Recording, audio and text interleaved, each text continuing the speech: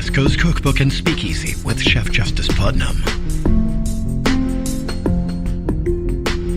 Netrootsradio.com.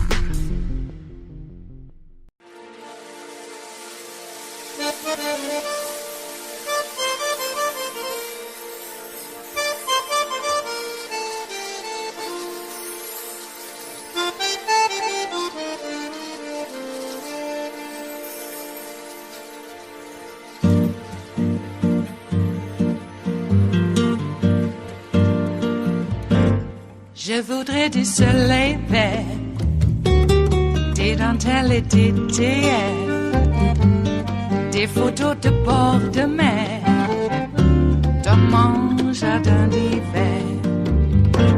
Je voudrais de la lumière, comme en Nouvelle-Angleterre.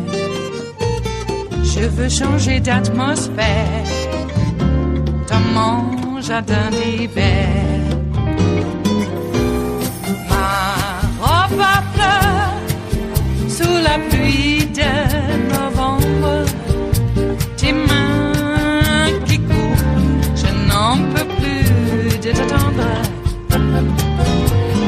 Les années passent, il est loin, là je tombe. Nul ne peut nous entendre. Je voudrais du Fred Astaire, revoir un latte. Let me again thank our witnesses today. We've seen bravery and honor in these hearings, and Ms. Matthews and Mr. Pottinger, both of you will be remembered for that, as will Cassidy Hutchinson. She sat here alone, took the oath, and testified before millions of Americans. She knew all along that she would be attacked by President Trump and by the 50, 60, and 70-year-old men who hide themselves behind executive privilege. But like our witnesses today, she has courage, and she did it anyway. Cassidy, Sarah, and our other witnesses, including Officer Caroline Edwards, Shay Moss, and her mother, Ruby Freeman, are an inspiration to American women and to American girls.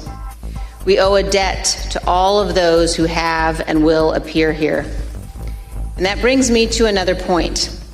This committee has shown you the testimony of dozens of Republican witnesses, those who served President Trump loyally for years. The case against Donald Trump in these hearings is not made by witnesses who were his political enemies. It is instead a series of confessions by Donald Trump's own appointees, his own friends, his own campaign officials, people who worked for him for years, and his own family. They have come forward and they have told the American people the truth. And for those of you who seem to think the evidence would be different if Republican leader McCarthy had not withdrawn his nominees from this committee, let me ask you this. Do you really think Bill Barr is such a delicate flower that he would wilt under cross-examination? Pat Cipollone, Eric Hirschman, Jeff Rosen, Richard Donahue, of course they aren't. None of our witnesses are. At one point in 2016, when he was first running for office, Donald Trump said this: "I could stand in the middle of Fifth Avenue and shoot somebody, and I wouldn't lose any voters." That quote came to mind last week when audio from Trump advisor Steve Bannon surfaced from October 31st, 2020, just a few days before the presidential election. Let's listen. And what Trump's going to do is just declare victory, right? He's going to declare victory. But that doesn't mean he's the winner. He's just going to say he's the winner. The Democrats, more of our people vote early that count. Theirs voted mail. And so they're going to have a natural disadvantage, and Trump's going to take advantage of it. That's our strategy. He's going to declare himself a winner. So when you wake up Wednesday morning, it's going to be a firestorm. Also, if Trump is losing by 10 or 11 o'clock at night, it's going to be even crazier. No, because he's going to sit right there and say they stole it. If Biden's winning, Trump is going to do some crazy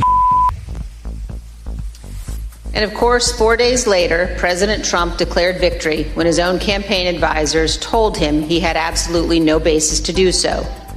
What the new Steve Bannon audio demonstrates is that Donald Trump's plan to falsely claim victory in 2020, no matter what the facts actually were, was premeditated. Perhaps worse, Donald Trump believed he could convince his voters to buy it, whether he had any actual evidence of fraud or not. And this same thing continued to occur from Election Day onward until January 6th. Donald Trump was confident that he could convince his supporters the election was stolen, no matter how many lawsuits he lost, and he lost scores of them. He was told over and over again in immense detail that the election was not stolen. There was no evidence of widespread fraud. It didn't matter. Donald Trump was confident he could persuade his supporters to believe whatever he said, no matter how outlandish, and ultimately that they could be summoned to Washington to help him remain president for another term. As we showed you last week, even President Trump's legal team, led by Rudy Giuliani, knew they had no actual evidence to demonstrate the election was stolen. Again, it didn't matter. Here's the worst part.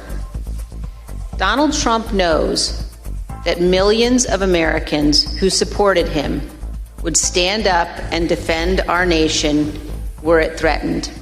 They would put their lives and their freedom at stake to protect her. And he is preying on their patriotism. He is preying on their sense of justice. And on January 6th, Donald Trump turned their love of country into a weapon against our Capitol and our Constitution. He has purposely created the false impression that America is threatened by a foreign force controlling voting machines, or that a wave of tens of millions of false ballots were secretly injected into our election system, or that ballot workers have secret thumb drives and are stealing elections with them.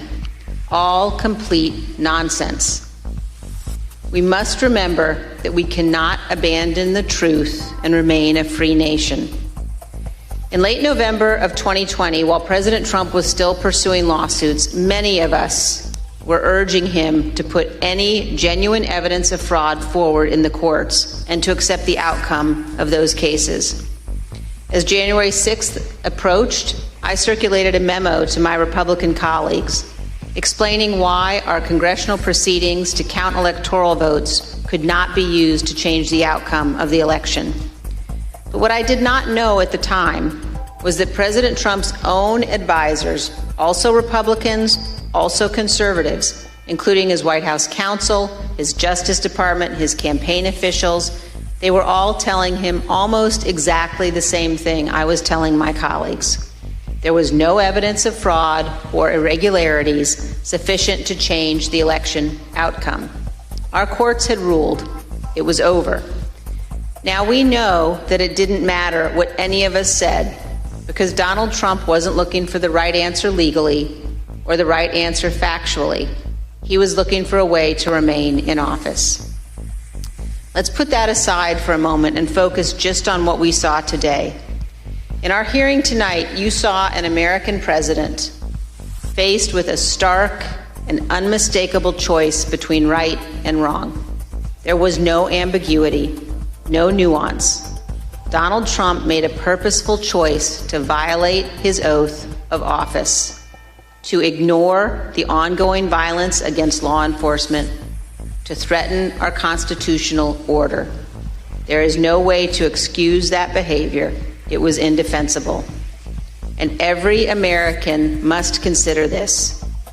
Can a president who is willing to make the choices Donald Trump made during the violence of January 6th ever be trusted with any position of authority in our great nation again? In this room, in 1918, the Committee on Women's Suffrage convened to discuss and debate whether women should be granted the right to vote. This room is full of history, and we on this committee know we have a solemn obligation not to idly squander what so many Americans have fought and died for. Ronald Reagan's great ally, Margaret Thatcher, said this: "Let it never be said that the dedication of those who love freedom is less than the determination of those who would destroy it." Let me assure every one of you this: our committee understands the gravity of this moment, the consequences for our nation. We have much work yet to do, and we will see you all in September. It is Friday, the 22nd of July of 2022, and you are in West Coast Cookbook and Speakeasy. I am your chef de cuisine, Justice Putnam. Gunner the English Bulldog is our snoozing sous chef. And our daily special is Blue Moon Spirits Fridays. Oh yes, because we are all Nighthawks in the Diner of Life. Just a reminder, of course, the French 77, the cocktail of choice here at West Coast Cookbook, because it is the most balanced cocktail in the history of cocktailing, and it's not just my opinion, it is a fact.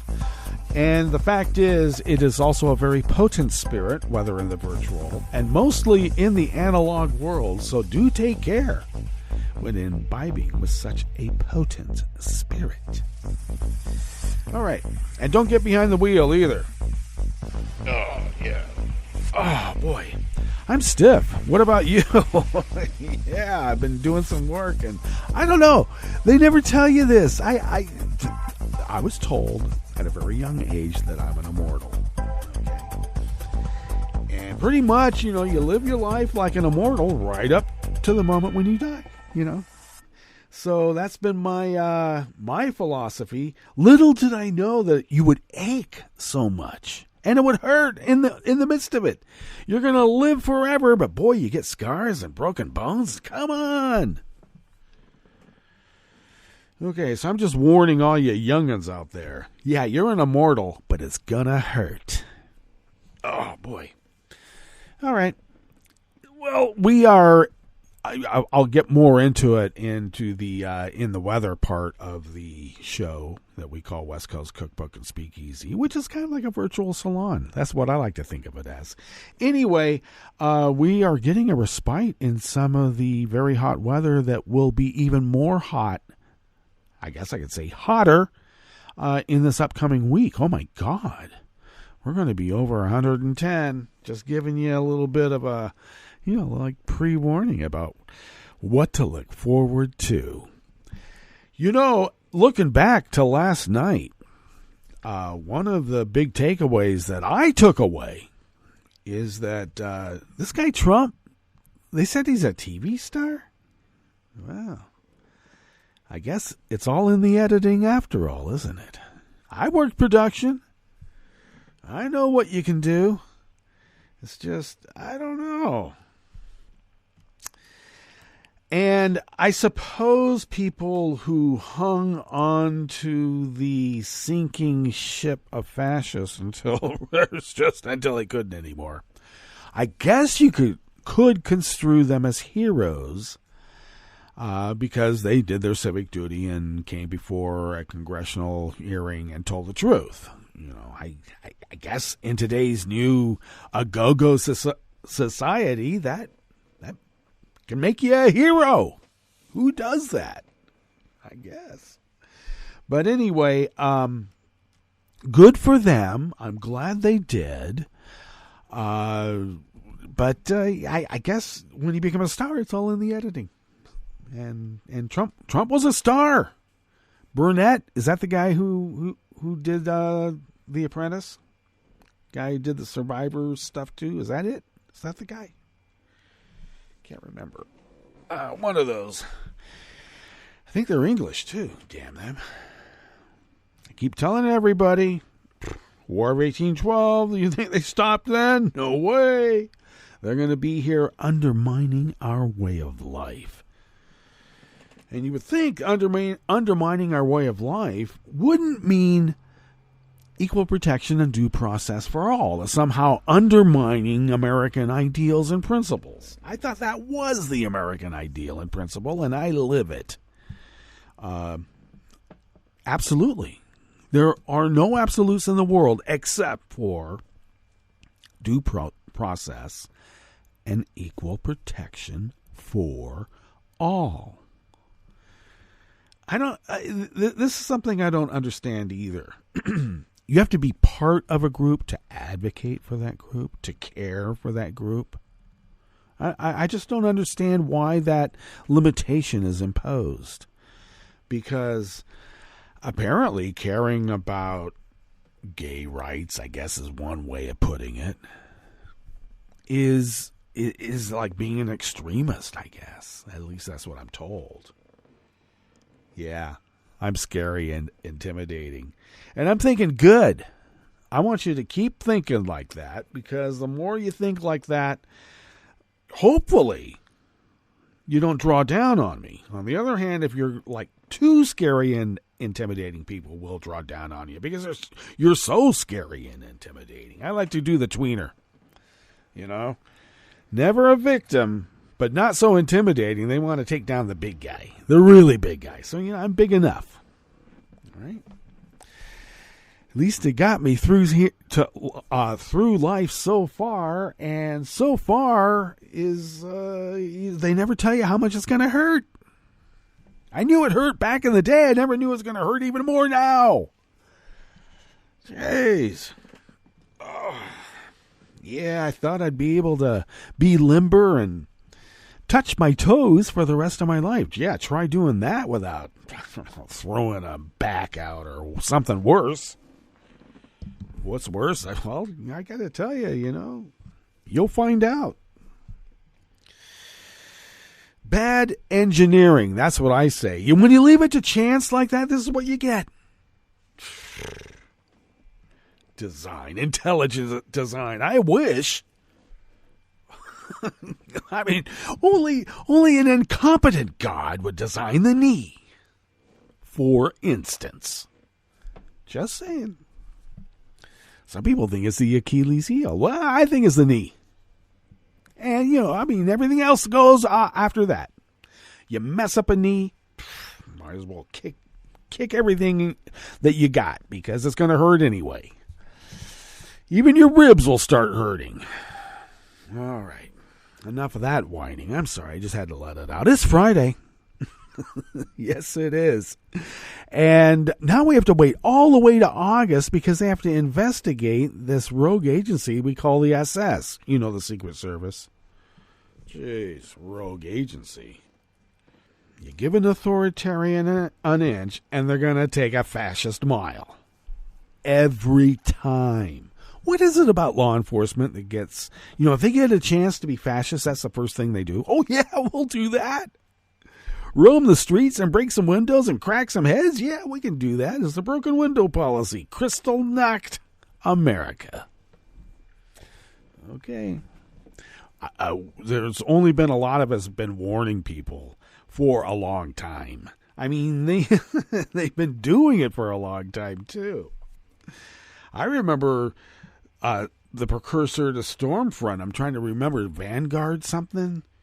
But they were the neo-Nazi pamphleteers who would plaster Berkeley back in the day. You know, neo-Nazis in Berkeley. I guess they were trying to, you know, scare us. I guess maybe they did. They scared some of the little, I don't know, Trotskyite anarchists. Now, I don't like to be judgmental, but, you know, when you're in a room full of Trotskyites, it's a little smelly. Yikes. Stale tobacco, if you want to know the exact aroma that might emanate from such close quarters. All right. I've never been a tobacco man. All righty. It is Friday.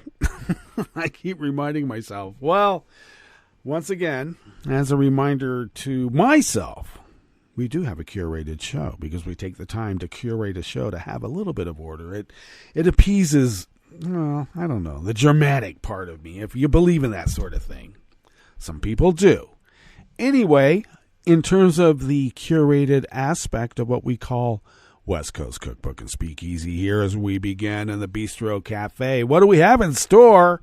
Well, at the top, Liz did put it together very succinctly that Trump made a purposeful choice to violate his oath of office on January 6th. I think he, from 2016, January, what in 2016, that's when he violated his oath of office from the get-go. In this reporter's opinion, I don't know. I think it's a fact. On the rest of the menu, the first U.S. case of polio in nearly a decade has been confirmed in an unvaccinated man in upstate New York. Polio. Yeah, let's go back to the iron lungs. Those were the good old days. The GOP 2022 small donor fundraising sputters as the Democratic lead grows. Well, that's good news. And 2 MAGA primary losers in Colorado failed to pay for their recounts by their state's deadline. Well, good for them. and good for us. After the break, we move to the chef's table, where the United States needs to engage more with the Pacific region at a time when China is asserting its presence. I'll say they're building islands that never existed before and said, this is ours, 12 miles out, get away. Or is it 30? And trees dedicated to the memory of the victims of the Buchenwald death camp were chopped down in a brazen anti-Semitic attack. All that and more on West Coast Cookbook and Speakeasy. Bon appetit.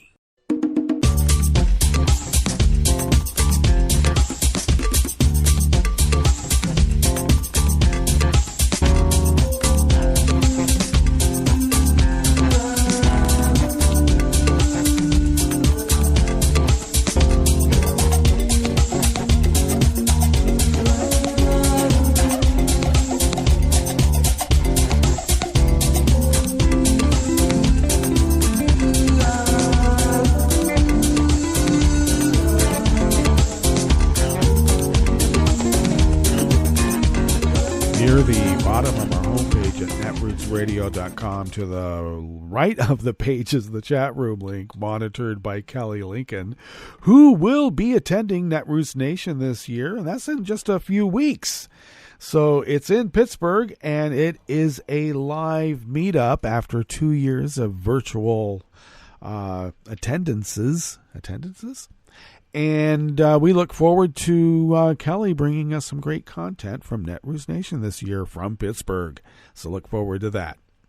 If you would look across the page at our homepage at netrootsradio.com, near the bottom there from the chat room link to the left, there is the link to our Patreon site. And if you could become a recurring Patreon of Netroots Radio, and if you could maybe, how about send us, just off the top of my head, where did I come up with this? I don't know. I like to think it was from Blue Gallon Drift Class. But, hey, if you could send us what you might spend on an espresso-type coffee drink, for instance. I mean, it could be one of those, like spirulina drinks, that they blend up and it's all green. You could maybe send us the money instead. And then what we will do is that we throw that money into a kitty, and then we pay our bills. And we have found after 11 years and going that when you pay your bills, you pretty much fly under the radar and then continue this powerhouse of resistance against these dark forces arrayed against not only representative democracy here in the United States of America, but around the world. And that's our civic duty, and thank you for allowing us to fulfill it as the founders originally intended so many years ago, because that's the textualism of it, isn't it? Yes, it is. If you would like to follow Netroots Radio on Twitter, it is so simple. All you have to do is go to @NetrootsRadio. Tom takes care of that, and thank you, Tom. I take care of me, who I happen to be Justice Putnam, at least part of me is, and you can find me on Twitter @Justice Putnam. I post the show notes and links diary, incidentally, on Daily Co's, and that comes up 10 minutes before showtime. And that's where the real reportage can be found. Well, at least the show notes and links. And then the links will take you to the real reportage. And that's a very important part here, because don't leave it up to, our conjecture. Don't leave it up to our grandstanding. Okay? Just saying. You can also follow the show on Twitter at Cookbook West and pick up podcasts by way of Spreaker, Stitcher, TuneIn, iHeart, YouTube, iTunes, etc., etc., etc. Is there a podcast for a company named etc.? There better be. Or maybe it's ampersand. Okay, we will now get into this first offering here in the Bistro Cafe. Except I forgot to mention, you can get the library of Netroots Radio, what we call the Deep Archive, at the Internet Archive at archive.org. Do not burn down the Library of Alexandria, because that is what the Internet Archive is. Don't burn it down. Please. Okay, this first offering here in the Bistro Cafe of West Coast Cookbook and Speakeasy is out of the Washington Post by Lena H. Sun and Mark Johnson. The first case of polio in nearly a decade has been confirmed in an unvaccinated individual. I like that. In Rockland County, New York. While the origins of the case are still being investigated, the 20-year-old man, okay, we got it in the second paragraph at least, had traveled to Poland and Hungary this year and was hospitalized in June. Unvaccinated. Goes to Hungary and Poland. I don't know. Was he? What? Did he go to CPAC? 20 years old. Okay. And he's been in the hospital since June, according to a public health official close to the investigation who was not authorized to speak on the record. A nurse.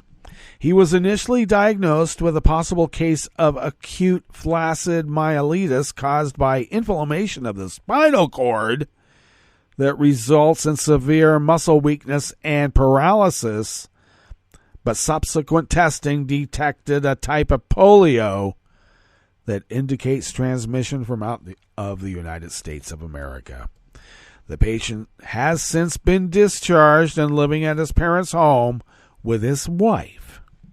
He is able to stand but is having difficulty walking. His parents didn't vaccinate him? Rockland County and New York State health officials said yesterday, Thursday, that they alerted clinicians to be vigilant for additional cases. Asked about the possibility of more polio cases emerging locally, Rockland County Health Commissioner Patricia Schnabel-Rupert said, "We only have the one case. Let's hope that's all we find." Yes, let's hope.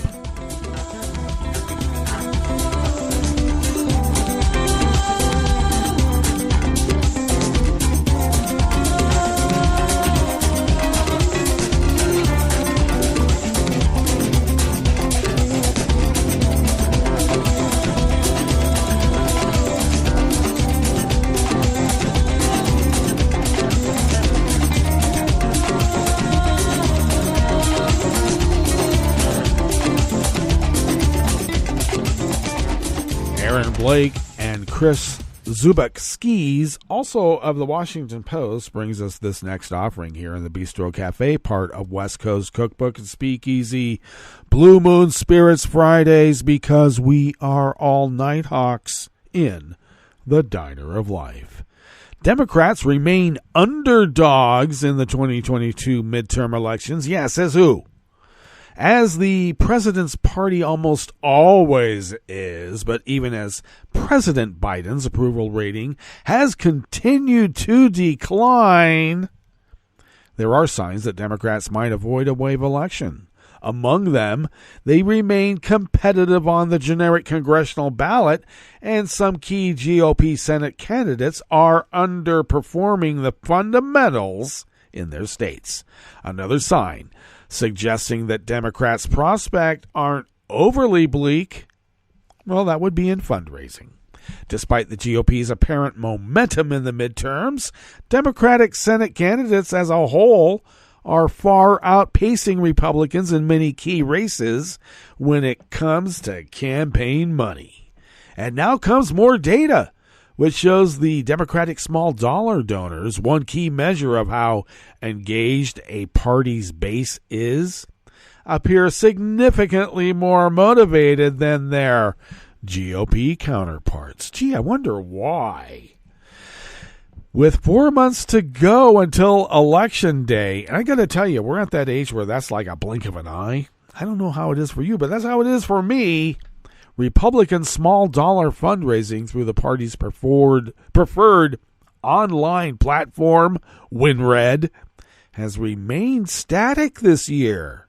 In January, 1.26 million online contributions of $200 or less were made on WinRed. That number in June was 1.21 million.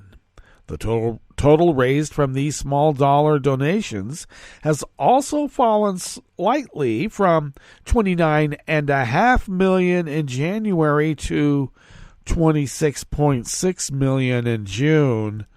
Now, Democrats, by contrast, have seen the types of increases you would expect as an election nears, from nearly 3 million donations in January to 4 million in June via their chief platform, Act Blue. The total raised from these donations has also risen from $44 million in January to more than $64 million last month.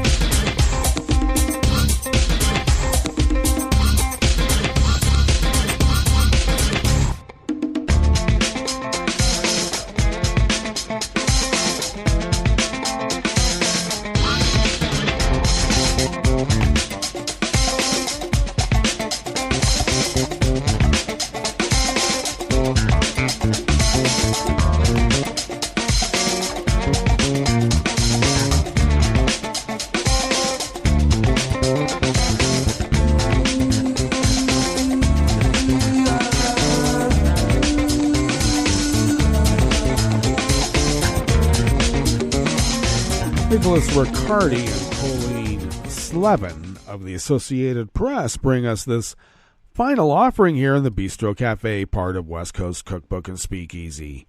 Colorado's Secretary of State's office said it has told 2 candidates who lost their Republican primary races last month that it will not conduct a recount of those races because they failed to pay the required amount by the deadline. The office informed Mesa County Clerk Tina Peters, who lost her race for the GOP nomination for Secretary of State, and State Rep Ron Hanks, who fell short in his bid for the party's U.S. Senate nomination, that it was moving forward, finalizing the results of the primary. Neither candidate paid the $236,000 that was due by July 15th for the recount. In letters sent to the office on Tuesday, both said they wanted a hand recount rather than one done by a machine. A centerpiece of their election conspiracy theory has been mistrust of voting machines. Well, geez, now you tell us. Peters and Hanks have promoted the false claim that President Joe Biden did not actually win his election against Donald Trump in 2020, and also claimed widespread fraud led to their losses in the state's June 28 GOP primary. They are part of a growing number of deniers of the outcome of the 2020 election, also questioning their own primary losses. The Secretary of State's letter said a hand recount is not allowed under the office's regulations and dismissed the candidate's concern about possible fraud. It said they have one last window to pay for a recount. That would be July 26. Well, let us now move to our break, and when we get back from that break, we will go through weather from around the world, and we will finish up with the stories that we have curated for you today. You are listening to West Coast Cookbook and Speakeasy, and we will be right back. You are listening to netrootsradio.com. Please hang up and try again.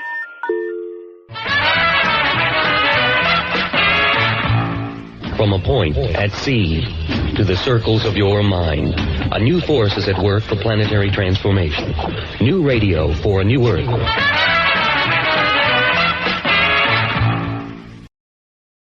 This is Take Two Movie Review. I'm Clinton Johnston. This week, The Gods of Thunder. Warning, small spoiler for 14 seconds. Once again, we get to see writer-director Taika Waititi play with the Marvel Cinematic Universe's toys in Thor Love and Thunder, the thematic sequel to his Thor Ragnarok. And as with many sequels, it's a lot of the same, but significantly different.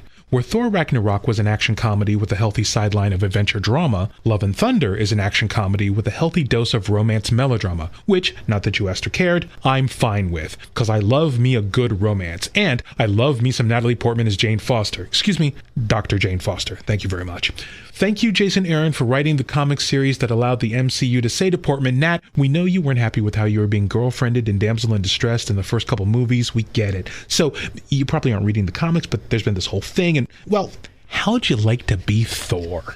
Love and Thunder is balanced more towards the comedy than Ragnarok was. In that way, you should know this is not a movie meant to be deeply probed. For instance, there's this whole submotif about protecting children. Christian Bale plays this father whose daughter dies in the face of his uncaring god, turning the father into a god killer. Later on, he steals Asgardian children to bait Thor. Chris Hemsworth Thor, not Natalie Portman Thor, although he gets her as well, along with Tessa Thompson's Valkyrie and Waititi's Korg. It's a greatest hits collection. Here's the spoiler. So at first I thought, he's going to kill those hostages. But he didn't, and for once, that makes sense, because his whole thing should be about protecting kids, right? Yet, later on, both sides put them in danger, as the movie opts for having a really fun kid battle over thematic consistency. That's the type of movie Thor Love and Thunder is. Giants straight from the memes, screaming goats, Russell Crowe's mighty Zeus with his wonderfully ridiculous Greek accent. For better or for worse, it almost always chooses accessibility and fun over anything else. This has been Take Two Movie Review. I'm Clinton Johnston. Catch up with us at TakeTwoMovieReview.com and feed us back on our channel on YouTube.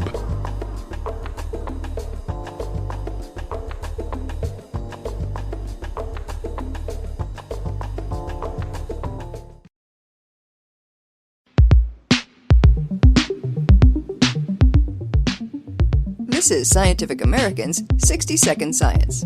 I'm Karen Hopkin. They say you can catch more flies with honey than with vinegar. But what if you had access to a remote-controlled carnivorous plant? Because researchers have engineered a bio-inspired system, an artificial neuron, if you will, that can trigger the snap of a Venus flytrap. Hi, my name is Simone Fabiano, an associate professor at Linköping University in Sweden. Fabiano designed the trap-springing device using nerve cells as a kind of bio-based blueprint. The way our biological neurons work is that they integrate information from different input over time, perform computation, and communicate the results to other neurons by means of voltage pulses.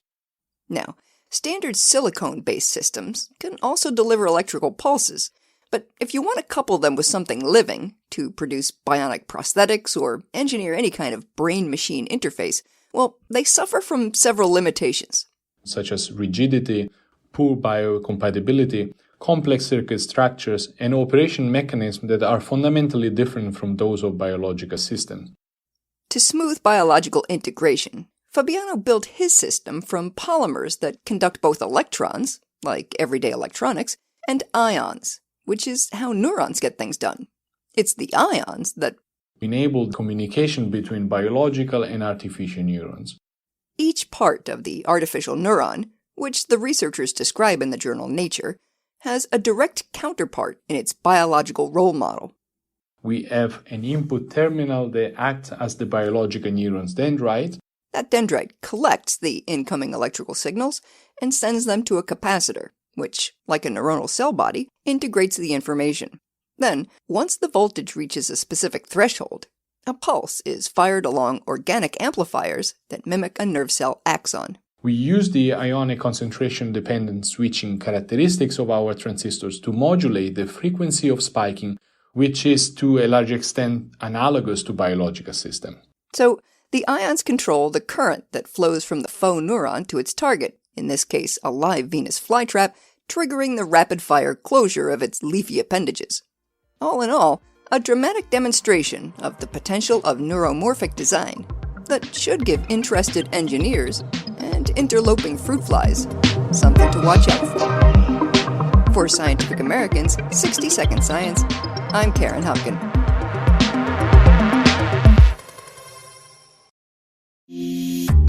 This program is presented by the Centers for Disease Control and Prevention. Hey kids and parents, it's back to school time. As you shop for school supplies and get ready for class, make sure you have emergency plans in place. Did you know that emergency preparedness plays a major role in school life? Throughout the year, schools actively prepare for natural disasters, outbreaks, and other emergency situations. Students and parents need to be aware and learn what to do during an emergency. Every family should build an emergency kit, make a family disaster plan, and be informed about events that could affect their community. Parents, take a few extra steps to help children be prepared. Make sure they know the full name, address, and phone numbers of parents or guardians. In our high-tech world of cell phones, memorizing emergency phone numbers is very important. Include a copy of this information in their backpack. Other items to keep in their backpack include water and non-perishable snacks, a pocket-sized first aid kit, a whistle to alert others for help, and a list of allergies, medical conditions, and medications. Make sure their school and teacher have a copy, too. Be familiar with different routes and ways to travel home, like walking, taking the bus, or riding home with another student who lives nearby. Establish a secret code word with your child and whoever takes them home from school to protect against an unauthorized person picking them up. This list is a great starting point to prepare your student for the upcoming school year. Customize these steps to fit your child's capabilities and needs. Ask school administrators and teachers about emergency preparedness plans so you know what steps they are taking to keep your child safe. Many schools have guidelines on how to shelter in place during natural disasters, how to secure classrooms during an emergency lockdown, and how to teach preparedness curriculum to students. Remember, emergency preparedness is important for everyone. Children who are prepared are more confident during stressful emergency situations. By following preparedness guidelines, parents, children, and school staff can improve their safety and peace of mind. For more information on school emergency preparedness, visit cdc.gov/children/schools. To learn more about disasters and emergency preparedness, follow @CDC Emergency on Twitter or visit emergency.cdc.gov. So, let's get prepared. Have a great school year.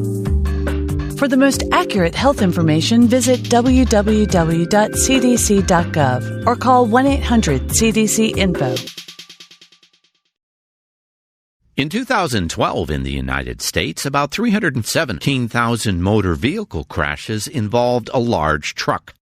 26,000 truck drivers and their passengers were injured in these crashes, and about 700 died.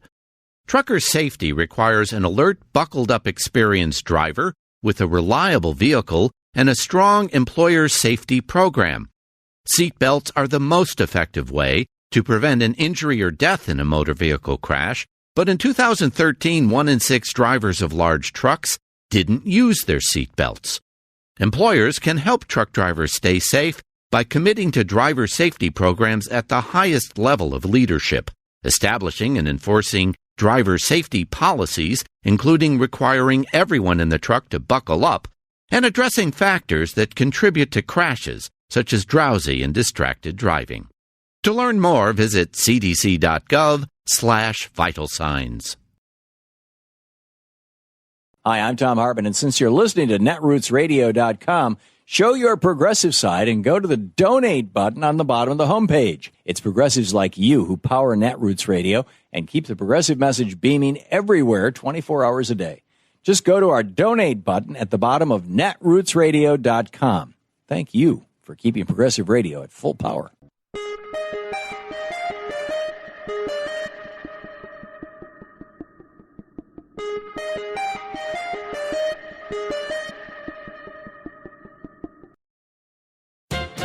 Although we haven't even gotten through this year's midterm congressional elections, it's still not too early to start examining some of the characters who hope you will make them president in 2024. I know you don't want to, but we must. That's because corporate elites have already chosen their favorites, and they intend to use massive sums of money, lies, more money, PR slickum, and even more money to slide their toady into the Oval Office, hoping you don't discover until it's too late that their chosen one really is a toad. Take Ron DeSantis. The GOP's far-right, power-hungry, narcissistic Florida governor promises to be the next Donald Trump, only more effective and not as nice. For example, his favorite gubernatorial hobby is the Orwellian practice of monitoring and censoring people's speech and thoughts, culling out ideas he deems objectionable. Don't say gay is his most infamous dictate to the state's teachers, but he has also outlawed any teachings that might, quote, denigrate the Founding Fathers. Nor will he tolerate the study of institutional racism in America. Indeed, he has even mandated that social studies textbooks, get this, must not include concepts of social justice. Ron adamantly opposes what right-wingers call a woke society. He wants one that's asleep, sound asleep. He recently rallied his right-wing cadre to ban some math textbooks. Yes, math. They screeched that some real-life topics like wage disparities are being used to make math problems relevant to today's students. So it was Fahrenheit 451 for those books. Thus far, DeSantis' censorship binge has nixed 42 math books for, quote, incorporating prohibited topics. This is Jim Hightower saying, did I mention that DeSantis is also forming his own gubernatorial military force? A state army he can deploy in emergencies. What's an emergency? He says he'll decide. Howdy-ho, folks. Thanks for tuning in and sharing my weekly commentaries. Also, please join me for a live web show I host every other Tuesday, the Hightower Lowdown Happy Hour at the Chat and Chew Cafe. You can join the action live online as I chat with grassroots leaders and progressive sparklies from around the country. Go to hightowerlowdown.org/chat-and-chew to find out about upcoming guests and watch past episodes. That's hightowerlowdown.org/chat-and-chew. Welcome to 60 Second Civics from the Center for Civic Education. I'm Mark Gage. The framers of the Constitution wanted to limit the power of the legislative, executive, and judicial branches of the national government, so they made each of them share some of its primary responsibilities and accompanying powers with one or more of the other branches. For example, Congress has the primary responsibility for making laws. However, this power is shared by the other branches of government. The president and executive branch also have the power to make laws by, for example, creating federal regulations detailing how they are going to carry out the laws made by Congress. These regulations are, in effect, laws made by the presidency. The Supreme Court also has the power to make law by interpreting the Constitution and the laws made by Congress and the executive branch. Its opinions on the meaning of laws become law. That's all for today's podcast, 60 Second Civics, where civic education only takes a minute.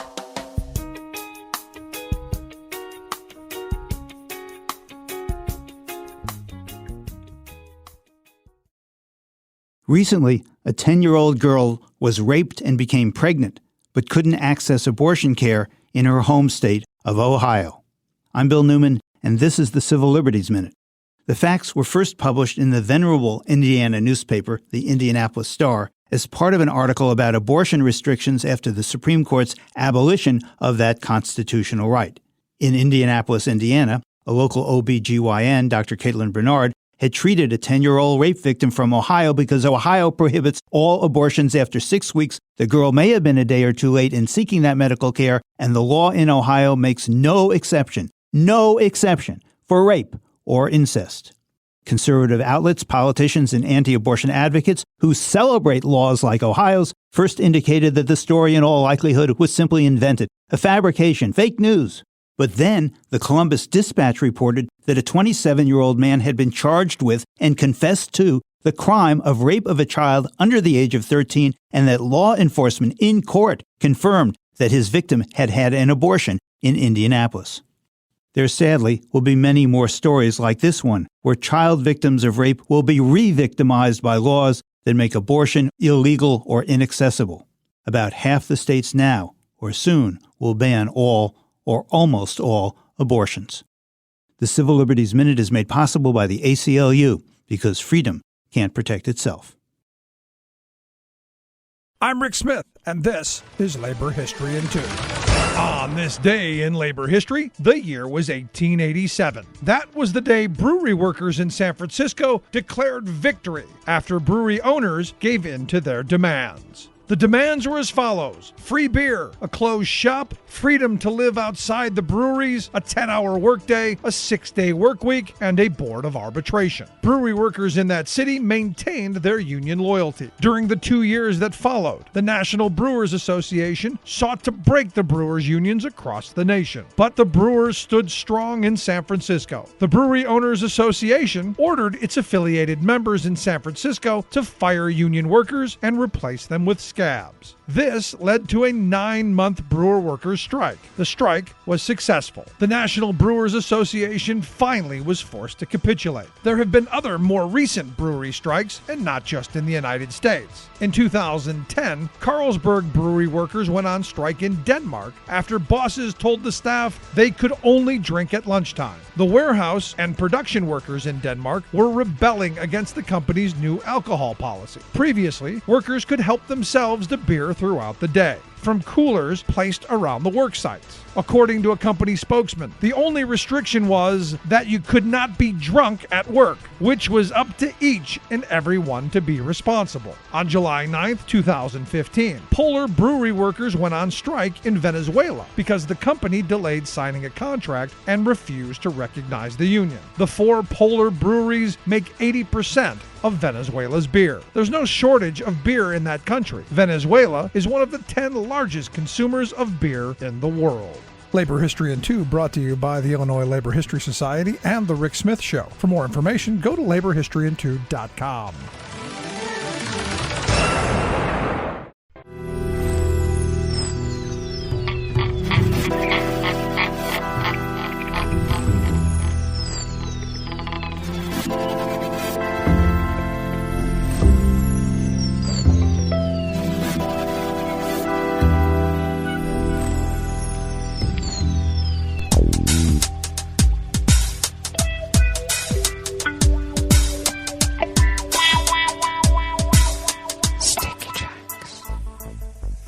Thank you for accompanying us here to the chef's table at West Coast Cookbook and Speakeasy Blue Moon Spirits Fridays, because we are all Nighthawks in the Diner of Life. We always begin, whether from around the world, along the banks of the Rogue River, in the Rogue River Valley of Southern Oregon on the west coast of the continental United States of America, where it is currently 58 degrees Fahrenheit, expecting a high of only about 88 to 89. We'll see. Will be much cooler than yesterday if that's the case, because we did get up to 104, even though we weren't supposed to. So we'll see how it goes. Sunny throughout the day with winds out of the northwest at 5 to 10 miles per hour. Clear skies overnight with lows in the mid-50s. Winds continuing out of the northwest at 5 to 10 miles per hour. And then mostly sunny tomorrow with highs in the low 90s. Winds continuing once again out of the northwest at 5 to 10 miles per hour. And I'll just give you a little bit of a multi-day forecast for next week. We're expecting highs not less than what's listed, and we will be much warmer at the mothership. We are expecting highs next week of 108 to 112, which means it could be warmer. Yeah, so we got that going for us, which is nice. Grass pollen is rated high outside the window here at the mothership in Rogue River. The air quality index for the region is good. It's actually come down.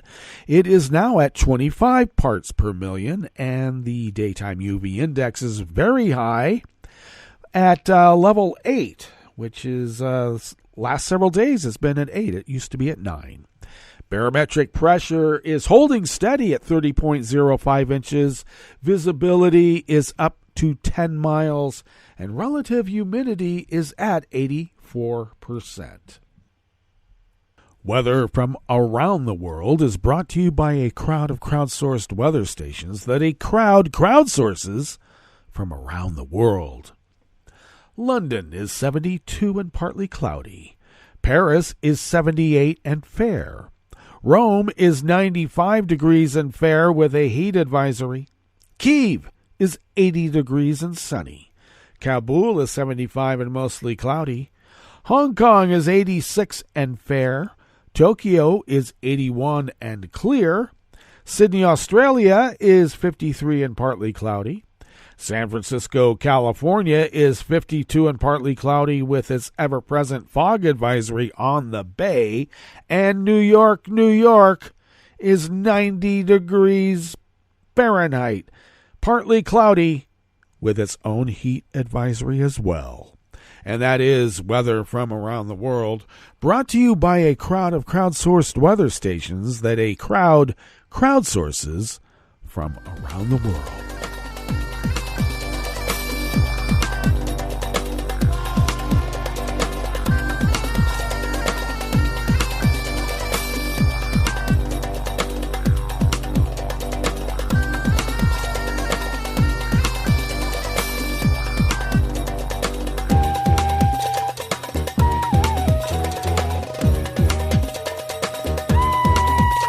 Staff at the Associated Press brings us this first amuse-bouche here at the Chef's Table at West Coast Cookbook and Speakeasy Blue Moon Spirits Fridays. New U.S. Ambassador to Australia, Carolyn Kennedy, said the United States to engage more with the Pacific region at a time when China is asserting its presence. Kennedy spoke with reporters at Sydney International today after taking on her new role. She is due to formally present her credentials on Monday, filling a post that has been vacant for 18 months. Asked if the U.S. had drifted away from the Pacific in recent decades, Kennedy said she was focused on the future. This is a critical area in the region, and I think the U.S. needs to do more. We're putting our embassies back in, and the Peace Corps is coming. U.S. aid is coming back, and we are coming back, she said. Kennedy, the daughter of the late President John F. Kennedy, was ambassador to Japan during the Obama administration.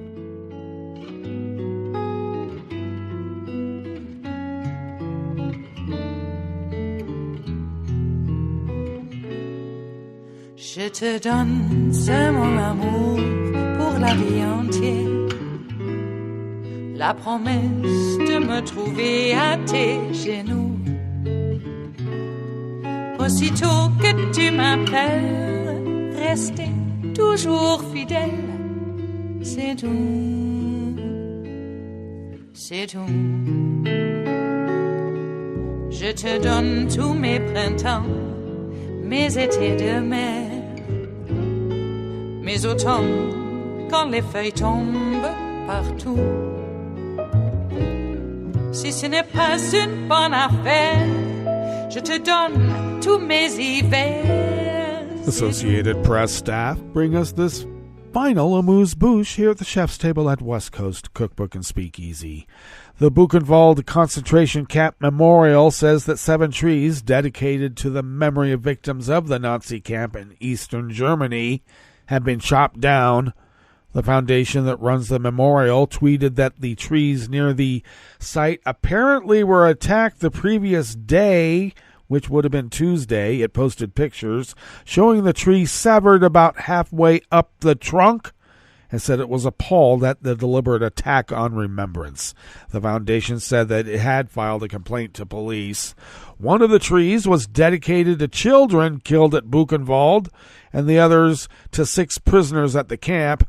The trees were part of a project called 1,000 Beaches and were planted on a route outside the actual camp along where prisoners were taken. The Buchenwald concentration camp was established in 1937. More than 56,000 of the 280,000 inmates held at Buchenwald and its satellite camps were killed by the Nazis or died as a result of hunger, illness, and medical experiments before the camp's liberation on April 11th, 1945. Well, that brings us to the end of our broadcast period for the day and the week. But you do know Netroots Radio broadcasts on, and we will meet up here on Monday for River City Hash Mondays. So do stay tuned to Netroots Radio all day and all night for all the breaking news as it breaks. And we will meet up here on Monday, right here in West Coast Cookbook and Speakeasy. Bon appetit.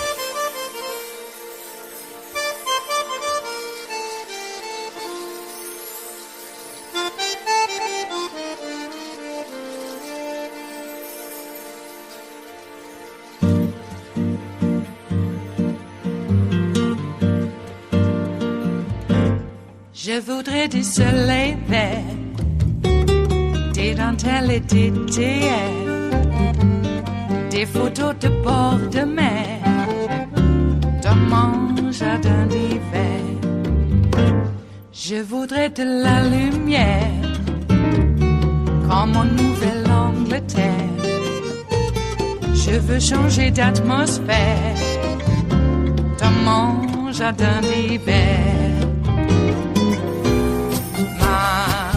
Ma fleur sous la pluie de novembre, tes mains qui courent, je n'en peux plus de t'attendre. Les années passent, qu'il est loin, là je tombe. Nul ne peut nous entendre. Je voudrais du Fred Astaire, revoir un latte Goël. Je voudrais toujours te plaire dans mon jardin d'hiver. Je veux déjeuner par terre, comme au long de golfe clair, t'embrasser les yeux ouverts dans mon jardin d'hiver.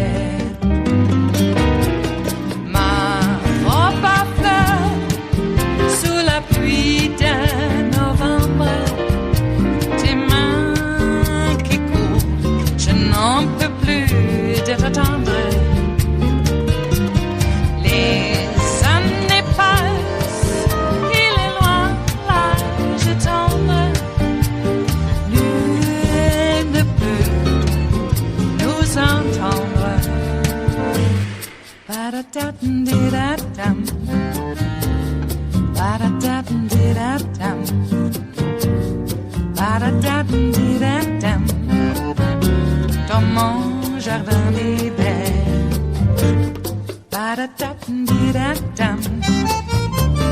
Ba-da-da-dum-di-da-dum. Ba-da-da-dum-di-da-dum. Dans mon jardin d'hiver. Dans mon jardin d'hiver. Dans mon jardin d'hiver.